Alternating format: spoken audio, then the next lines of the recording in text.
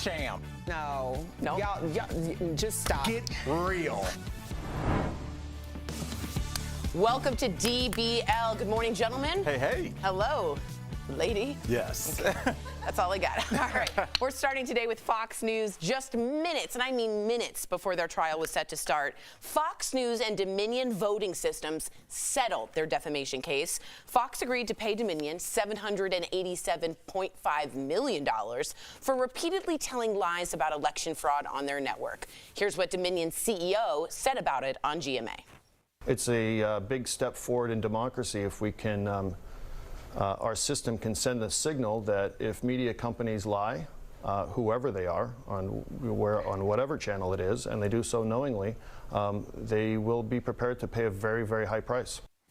Fox also admitted it was in the wrong, sort of. The company said, quote, "We acknowledge the court's rulings finding certain claims about Dominion to be false. This settlement reflects Fox's continued commitment to the highest journalistic standards," unquote.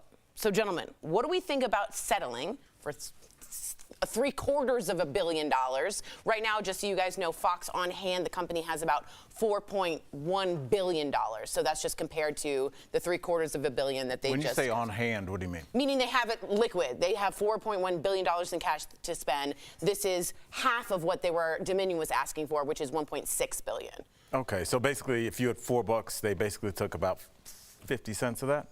Yeah, I mean, I think this is a good deal for Fox. I think this could have been dragged out a little bit longer. And, you know, I think the people that watch Fox, Jeff, have already made their minds up about the truth, no matter what it is. And it's almost like our cameraman Rob with Deflategate, you know, with Tom Brady. It's just like, that's what it is. No matter how much you argue, we're in season 6, and it's still the same. Yeah. And it's kind of the same thing that we're talking about here. It just seems like their viewers have made a decision in a weird way, because Fox kind of changed their viewpoint once they called Arizona for Biden. You know, they started saying, well, our viewers don't like this. Let's stop saying that. In a weird way, their viewers kind of made them become fake news, if you think about it. Yeah, the last line got me, like the journalistic integrity. I personally don't think there is any anymore. And people who watch CNN might think differently, and people who watch Fox might think differently. I just don't think that's a thing anymore. And as far as this business model goes, it's kind of pharmaceutical business-wise, right? We're going to make this pill, you take it, you die, we'll pay you $5 billion, but we're going to profit $10 billion over here. They do you know what I mean? Do the math, right? So I don't like this business model either, right? I'll pay you. I'll give you. We messed up. We know we messed up. We said we messed up. Let's just settle out of court. We made a huge profit over here, so it doesn't matter what we say. So I don't know. I'm not. Yeah. What do you think, Tori? You're loving this story. I don't think it's the same as CNN. I don't think it's the same only because this lawsuit proves it, since they have text messages showing. You don't think CNN is somehow persuade? Their journalistic integrity is intact. They're not persuaded by anything they that haven't been sued for actual malice. No, definitely not. Right. So okay, that sorry, keep going. So that, to me, that proves that there is a different standard between the two. I'm really upset about it. I'll be honest with you. When I say what I wanted to see Dominion show Fox a trial in which Rupert Murdoch would be called to the stand, Tucker Carlson would be called to the stand, Sean Hannity, perhaps Maria Bartiromo, and not because I dislike these people, but because they crossed the threshold of knowing that they were lying, called actual malice, and giving it to their viewers. That is defamation. That's the legal definition of defamation. I wanted there to be an apology as part of the settlement, if there was going to be one. I wanted Fox News to be called Fox at night and not news, because something should be disclaimed to their viewers. If you're only watching Fox, this is a lie. So I'm wondering that now they got half of what they wanted, a little blip. Rupert Murdoch gets to go sailing the next day. We never hear from any of the Fox people, and we've lost the ability to hold truth to the fire. Does that make sense? We've lost that capability of defamation, and we scooted over it, and Fox doesn't even need to say, we're sorry. They blatantly knew they lied and did it anyway. But we keep talking about the truth like this is the dark ages, and like the truth is this one thing that exists for all of us. And I mean, I think in an ideal world, sure. But I'll give you an example. Truth? I'll give you an example. Is objective? Truth is objective to whoever's taking it in. I'll give you an example. Hold on. Okay, you're fair. You're And right. well, and it involves all three of us. Okay. The viral video that we had, the Popeyes chicken. The first time that went viral, it was me saying it to Tori. The second time it was viral, somebody added that Dave Chappelle gotcha blank. And then the third time it went viral, they cut Tori out and had me saying it to you. So if somebody saw it the third time, they don't even know you're on the show. True. They just have this conflict between you and I, but that wouldn't make sense for me to say that to you, but it doesn't matter because whoever is looking at it, that is their fundamental truth. So unless we found all those people and showed them the full scope, which you could then have internet videos, oh dude, you could totally dub that in. You could totally, if you look at it, the woman, she's a glitch matrix, she's not even really their truth is already mixed in with the other lies that they've taken in or the other truths that they've taken in. But don't you feel as if you're sort of proving my point? In fact, that there is a truth. You said that Popeye's comment to me, and what those viewers saw was edited and done wrong and was done in actual malice, and therefore should be held accountable. But to me, there is one truth. Biden didn't lose the election. Dominion voting systems worked. And when you say they didn't, you are no longer a news organization because of our defamation standards. And I don't understand why it's okay to be like, well, they saw that and they saw that. If I were a Fox viewer, and all I knew was Fox, I would be like, am I being just like straight up lied to?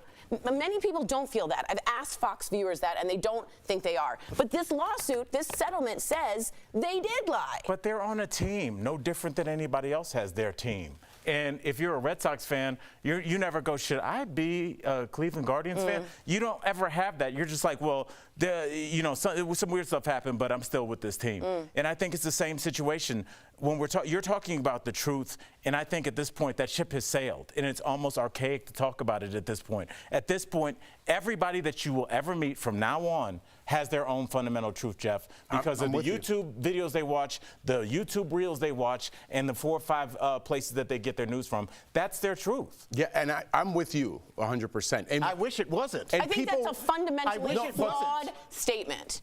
people want to go on and find something that backs their truth. Right? So they'll go to whatever network it is. In this particular case, you're right, Tori. They lied. I'm not trying to defend Fox News in any way. This is why people have their truth. We are on the opposite sides of this truth. For me, when I watch news now, I'll leave names out. When I watch news, I'm the principal in the situation. This person has a story, this person has a story. I have to find out where the truth is. Nobody's telling the truth to me. The truth lies in the middle. That's my truth. It's not yours. It's not yours. That's my truth. Right. It's almost like art now. You'd look at it and it's kind of how it... Which I see your point. If all you're seeing is that is your truth. But to me, that fundamentally puts us in a crisis of existential proportions because there is no 2 + 2 is 4, or water is not wet. But it is to you. Right, it is to you. It is to me. Right. But like, it is like the sky is. I don't agree with what you say, so I wouldn't say your 2 + 2 = 4 because I'm like, what are you talking about? Not in this particular case. Right. I think we all agree in this particular case. But the things that you say on a daily basis, I'm like, that doesn't equal 4. Do you know what I'm saying? Yeah. That's my truth. But that's, and in your mind, it equals 4. But I think you're talking about opinion. What I'm saying is we had votes. We saw the count. We're not we're not talking about that. But what I am saying is that in this case, there isn't like that's their truth and this is our truth. There's a truth here, and they lied. But we just said that. Right. Yeah, but you're saying I feel lied to. Those votes have been undermined. So the truth of the votes, it takes the legs out from the thing that you're using to have your truth. If you say, yeah, we had votes, but they were affected by these fake machines, by Cesar Chavez or whatever, who passed Hugo away. Chavez, yeah, Hugo Chavez, that he was affecting the vote. Like, people really believe this. But that's not true. I know it's not true, but they don't. But so if they believe it, if I think the sky is yellow and I believe it, that's true? If you think the earth is flat and that's your truth, you think the earth is flat. Even though fundamentally that's scientifically unfound? People are in jail watching us, probably, in jail because of January 6th. They are in jail currently. You're telling me they didn't believe that? Well, we have a justice they killed system. Police officers. Well, we have a justice system, and they just proved that these guys lied. That's what the settlement showed. Coming up on DBL, our interview with Emily Hampshire, who played Stevie on Schitt's Creek. I was in that show. You were not at all. Oh. She's telling us all about her new graphic novel that looks hilarious. And did you know Netflix still ships out DVDs? We're talking all about it when the company says it's ending this for good.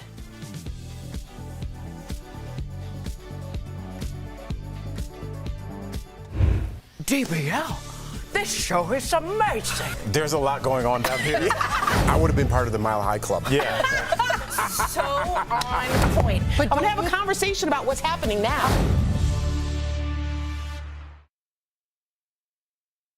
Or are you just kind of playing the other side? There's not even the other side. It's just a fact. Let me ask you. Half this country. But not to them. It doesn't matter, then that's not true. But they feel the same way about you. So I'm saying. There's provable facts. But not. There's provable facts. Yes, but what I'm saying is I believe that. I'm in the science. So you're just using the wrong words. It's like if someone thinks the earth is flat, it's not their truth. It's their opinion. But the fact is they're incorrect. But yes, that is the fact. But they walk around in that truth. So fundamentally, I don't like the use of that word. It's not right. Yeah, okay. It's because people are getting whatever they deem to be facts. They have indoctrinated themselves with it. And so it's no different than how many people think that some dude from Philadelphia is Jesus Christ? How many people think that? And they give all their money to them. We're getting into just the words we're using. Yeah, that's good. I don't like the idea Semantics. that's their truth. It's not the truth. It's not the truth. That is their truth. No, that's the their there opinion. modifies That's the their word opinion. truth. Can you guys hear me? It's Yeah, you're a little loud now. Hold on. but their opinion is different Yeah, because you're their good. opinion I can think be some swayed. facts are provable Yeah, things. thanks, I would Okay. agree with that. But to them, And we're they gonna think guess that which ones? Hugo Chavez affecting the Dominion thing is a provable Yeah, thing. yeah. But we don't know it yet. Right, so don't have but to they're pump wrong, yourself. and They it's are not. absolutely wrong. Some things Until I say empirically can be proven. But they're like, but by who? Because the person that would prove them what is- wrong, they'd be do I like, need to know the Chris, answer? he's a liberal. What does he know? Okay. Well, in this case, Feel a like a bill. judge they were able to, Dominion lawyers were able to prove it for a judge, and the judge said, yes, this is a And fact. they didn't see it because they turned away to OAS.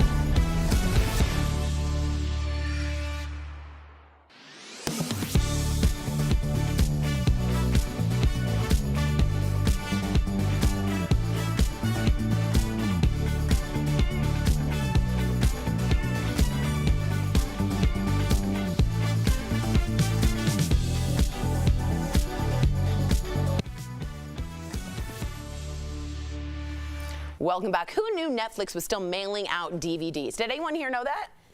Okay. Kelly, I did not. That service is about to fly away. Netflix started mailing out DVDs back in 1998, but demand dwindled when it started streaming movies in 2007. Dwindled was a nice word for dropped off a cliff. Nobody did it. Yes. My father-in-law would run to the mailbox. He loved doing it. Now, by the end of September, DVDs will no longer be available at all. Meantime, first of all, True Lies is a great film. Netflix is trying to crack down on password sharing starting in June. It's going to offer an option where subscribers pay an extra fee to share their account. Let's start with the first beat. What do you all think was the first movie from Netflix mailed out on DVD to the first customer ever? I know the first one I got. Do you remember? Did you ever do this? The mail-in? No. You did? I went to Blockbuster. I was like, go to the store, pick it out. I was that guy. I did like Blockbuster. Well, Elijah had just been born, and we were in New York City, and so we were just bored. And this is kind of before streaming, way before streaming. So we got a Perfect Murder with Michael Douglas. That was That's a good movie. That is a That good was my movie. first Netflix,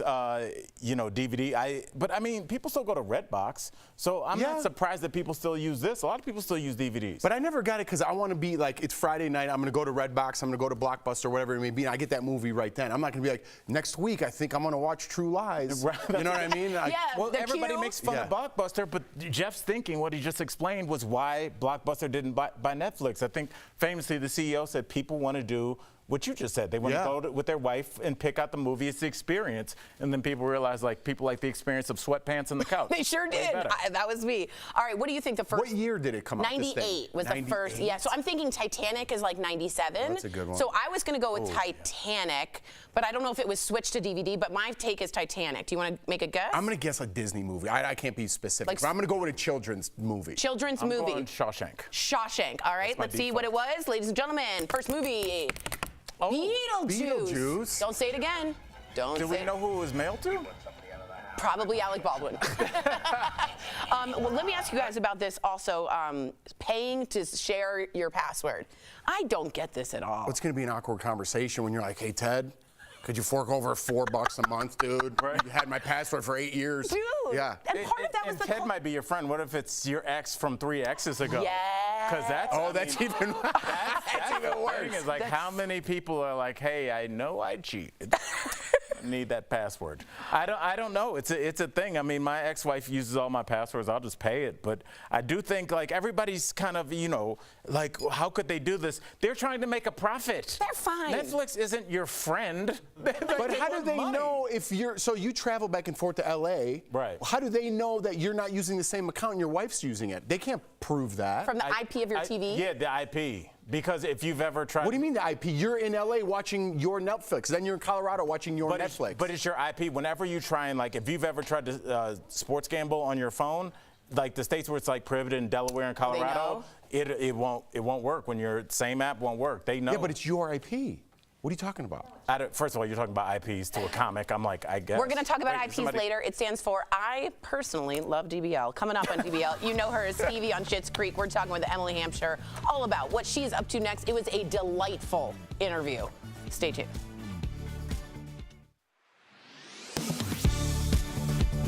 There are nearly 4 million Americans who can trace their roots back to an Arab country in the Middle East or North Africa. School districts, cities, and states observe Arab American Heritage Month in April, but Google search data reveals that some are wondering whether the federal government officially designated April as Arab American Heritage Month. So let's verify. Is April officially designated as Arab American Heritage Month in the United States? Our sources are the White House, the Arab America Foundation, the Arab American Institute, Rashad Al-Dabagh, founder and executive director of the Arab American Civic Council in Anaheim, California, and the Congressional Research Service. It's true. On April 1st, 2022, President Biden became the first president to recognize April as Arab American Heritage Month in a commemorative letter. This year, on March 31st, he issued the first presidential proclamation to make it official. The movement for recognition first started in 1989 when Congress declared October 25th as a day to honor Arab American heritage. But Rashad Al-Dabagh, executive director of the Arab American Civic Council, said the Arab American community pressed for further recognition. Because we are a community that is misunderstood, we are a community that is often discriminated against, and it's very important for us to have the federal government recognize us. In 2017, media outlet Arab America and nonprofit Arab America Foundation launched an initiative that called on lawmakers to make April National Arab American Heritage Month.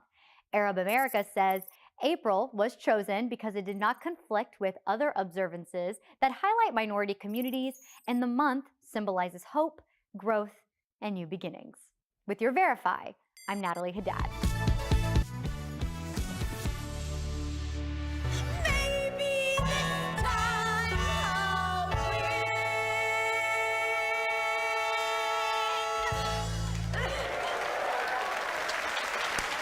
She's so cute. Welcome back. She stole our hearts as Stevie in the show Schitt's Creek, and now she's conjured up a totally original story about witches, reality TV, and finding your purpose in the graphic novel Amelia Earwood. Earlier, we spoke with Emily Hampshire. Take a look. Please welcome to the show, Emily Hampshire. Emily, thanks so much for being here. First off, we're all big Schitt's Creek fans up here, all of us. So it's hard to believe it's over because we still reference the show like it's new or it's still running. What's it like to be part of something that is so loved? It's so funny when people are like upset that when we first ended, when it became popular, the show, we were already done. So yeah, I was like, it's harder on me that it's over. I don't have a job anymore. I lost all my friends. I love that. Yeah, but it was very Schitt's Creekian of the show to like win all the awards after we were done. It's so good. I mean, everyone on the show was so good. My favorite was Moira. I even dressed up for her for Halloween one year. There you are. are. There I am. Oh, wow. Oh, yeah. Yeah. She goes, oh, wow. Yeah, that was like a scary, like, wow. Yeah, it wasn't good. Like She a said, witch wow. Moira. Yeah, a little bit of a fangirl. Okay, but what was it like working with Catherine O'Hara, the whole Levy family? Did you guys improvise constantly? How was that?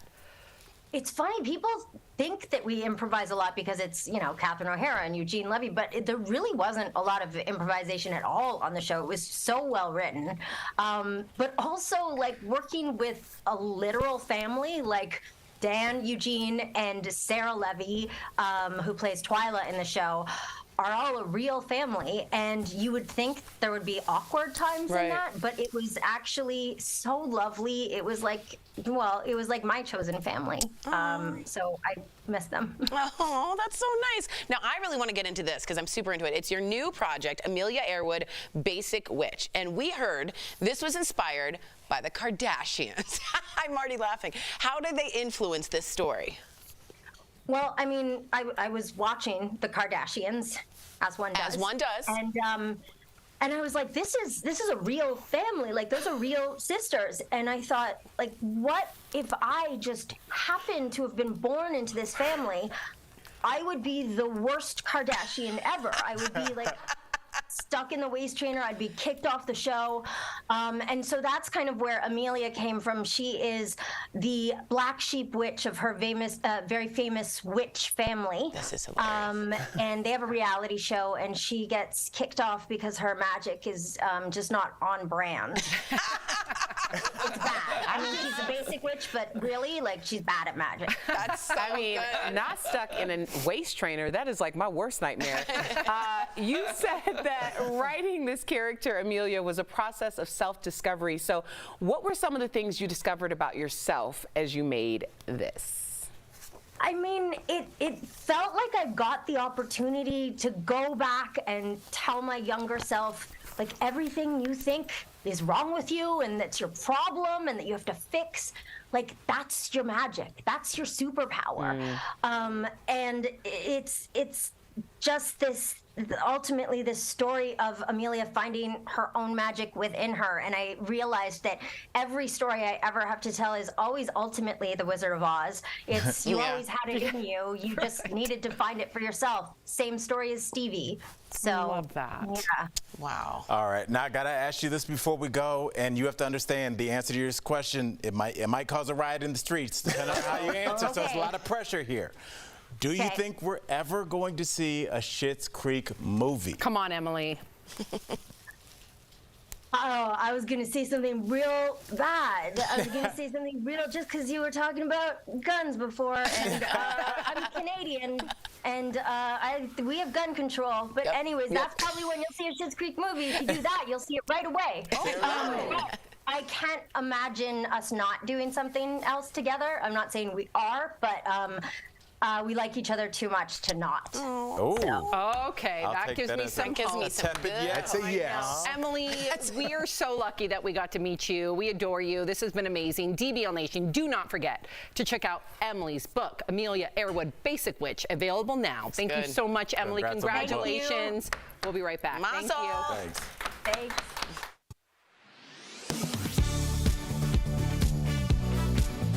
Anheuser-Busch CEO Brendan Whitworth was the target of anti-trans backlash online over the company's recent Bud Light partnership with social media influencer Dylan Mulvaney.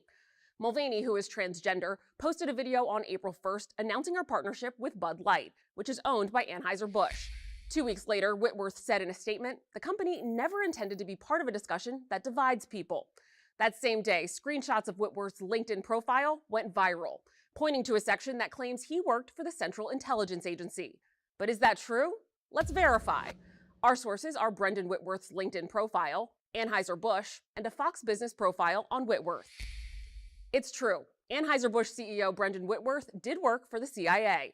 According to his LinkedIn profile, Whitworth worked for the agency as an operations officer from 2001 to 2006. People also claimed that his LinkedIn account was deleted after his CIA connections were revealed. But as of April 18th, the page is still active. Anheuser-Busch's website also references Whitworth's time working at the CIA, and Whitworth mentioned it in an interview with Fox Business in 2022. So we can verify, yes, Whitworth did work for the CIA, but he left the agency in 2006. With your Verify, I'm Ariande Till. Are you skeptical of headlines and what you see on social media? We are too. The Verify newsletter helps you distinguish between true and false information by answering your questions. It provides fast facts on trending topics, spotlights major stories, and even includes a daily fun fact for all those trivia buffs out there. Get Verify's fast facts delivered every weekday to your email inbox. Go to verifythis.com/email to check it out. Over the course of the next month, you may be seeing ads and posts urging you to get your COVID-related treatments like vaccines and at-home tests before they're harder to get. So will access to tests, vaccines, and treatment change after the COVID-19 public health emergency ends on May 11th? We checked with these sources to verify.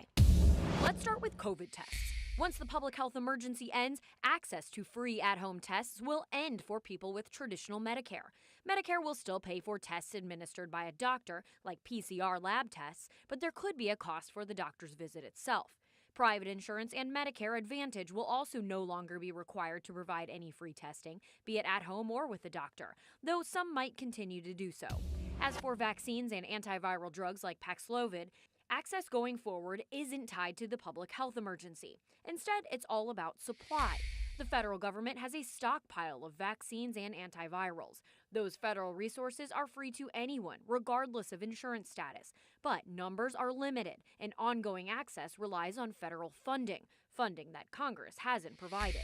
The main issue will be for people without health insurance. So for vaccines and antivirals, access will continue in the near term, but unless the government makes new policy, costs might increase once federal supplies run out.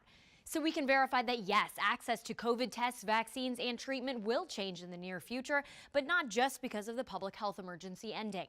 With your Verify, I'm Abby Larico.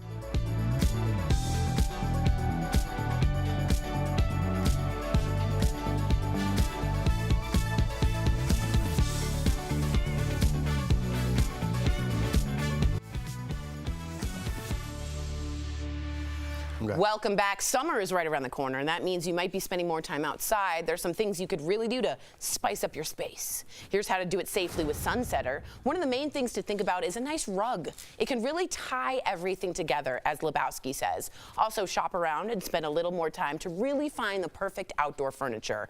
And a nice drink dispenser can be a great addition to cool off in the summer along with a Sunsetter awning. With affordable custom features without the custom price, Sunsetter is America's #1 best-selling awning. Spend more time outside and get the best value with Sunsetter. It's been an industry leader for 30 years. Call 1-800-513-6851 or visit sunsetter.com for guaranteed pricing on American-made awnings built to last. If I went to somebody's house and they had like fruit in a water dispenser, I'd be like, we're best friends. Yeah. I know! It's one of those little things. Cucumbers? Because I used to be like, who would get that? And now I'm like, I want that. It is so awesome to see level it up that. a little bit. Bye, guys. Little cucumber.